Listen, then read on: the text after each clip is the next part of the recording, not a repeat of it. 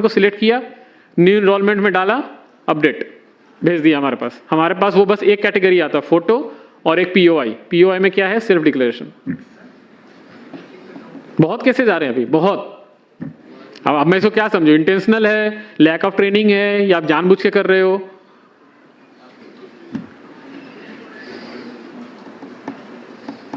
तो ये एक कॉमन सिनेरियोज थे और जो मेरा एक्सपीरियंस था वो मैंने आपको शेयर किया है।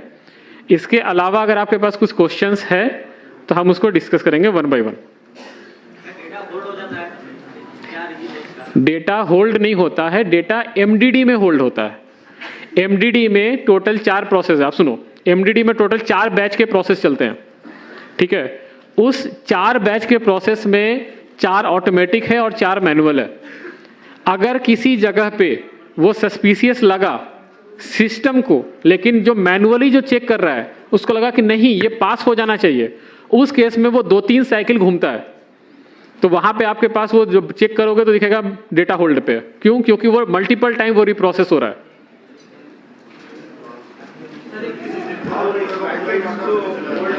एक वन बाय वन। आप कोई माइक देंगे प्लीज? एक minute, one by one, we will go one by one. आप पहले हाथ उठाइए, उसके बाद माइक लीजिए, उसके बाद बोलिए। मेरे पास आवाज नहीं आ रही है यहाँ पे।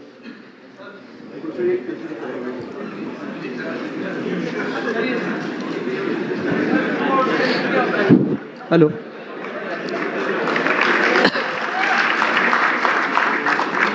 हाँ बताइए sir. Please maintain silence, please maintain silence first. Sir जब एनरोलमेंट करते हैं, सर मैं इधर एनरोलमेंट करते हैं, एक बंदे की मशीन है, उसमें वो बंदा एनरोलमेंट करता है, उसमें एनरोलमेंट लिखा हुआ आ रहा है enrolment got rejected due to technical reason. जब एनरोलमेंट स्लिप को अपन पोर्टल से चेक करते हैं तो वहां लिखा हुआ आ रहा है मिसमैच रिलेशनशिप। एग्री होता है। पर क्यों सर, होता है? जी आपको नहीं पता क्यों होता है? नहीं। किसी को पता है? ये जो शब्द है रिलेशनशिप मिसमैच क्यों होता है?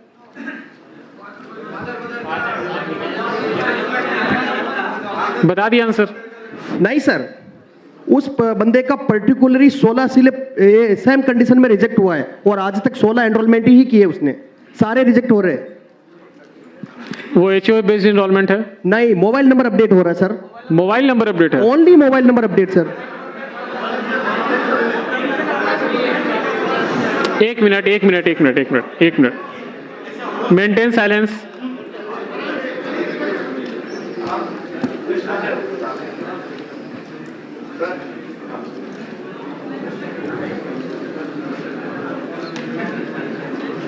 देखो मेरे पास 2 ऑप्शन है, या तो मैं क्वेश्चन आंसर करूं और नहीं तो आप बोल लो, मैं जाता हूं।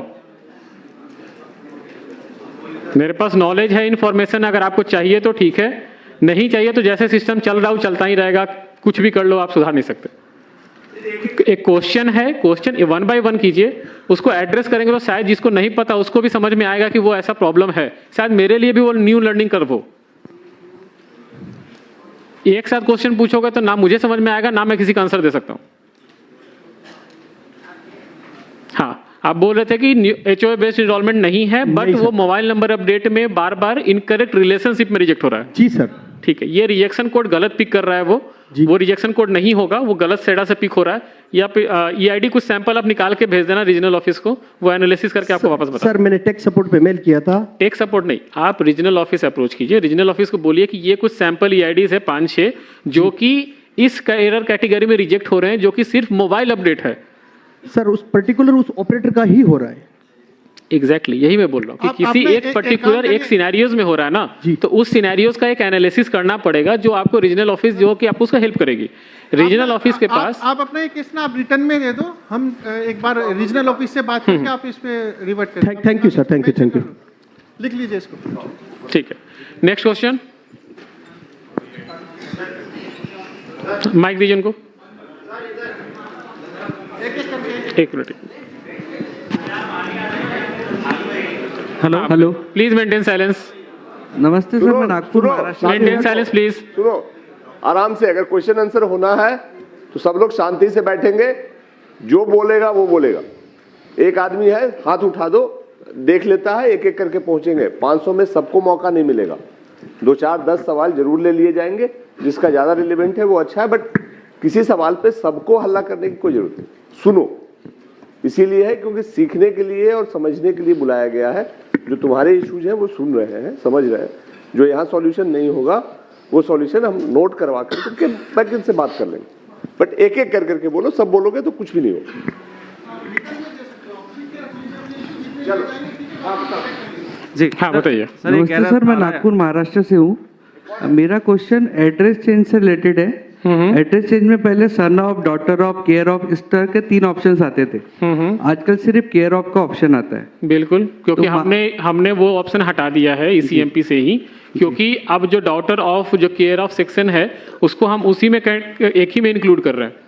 जी अगर आप लिखोगे डॉटर ऑफ समथिंग, तो वो आप आधार को ना एज ए PO और डॉक्यूमेंट आप इस्टेब्लिश कर देते हो।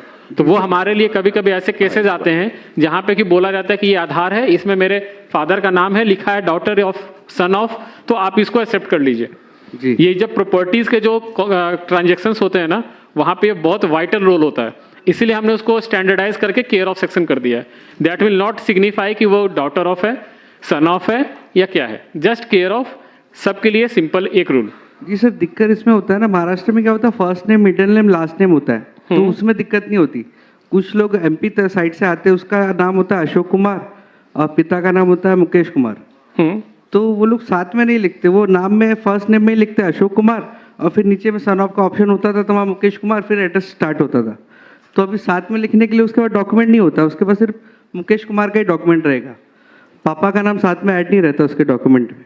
नहीं, तो आप केयर ऑफ सेक्शन में ही उसको डाल दीजिए ना, मेरे पास तो रेस्पेक्टिव डॉक्यूमेंट आ गया ना उसका। जी जी। उनको क्यों चाहिए कि वो सन ऑफ ही लिखवाएं अपने आधार पे?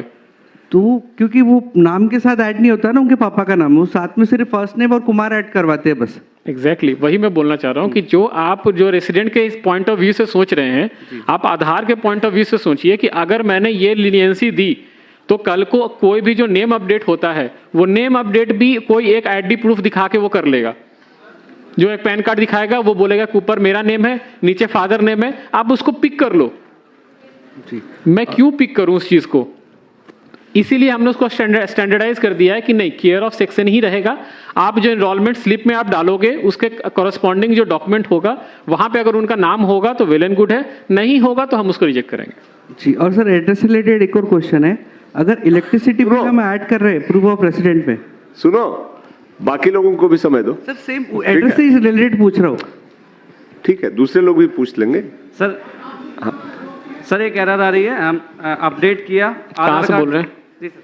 हाँ, सर, आधार कार्ड अपडेट किया, 4 दिन बाद साइट पे स्टेटस चेक किया, आधार ही सक्सेसफुली अपडेटेड जनरेटेड, लेकिन डेटा उसका डाउनलोड कर रहे हैं तो पुराना ही डेटा उसका शो कर रहा है। बिल्कुल हो सकता है।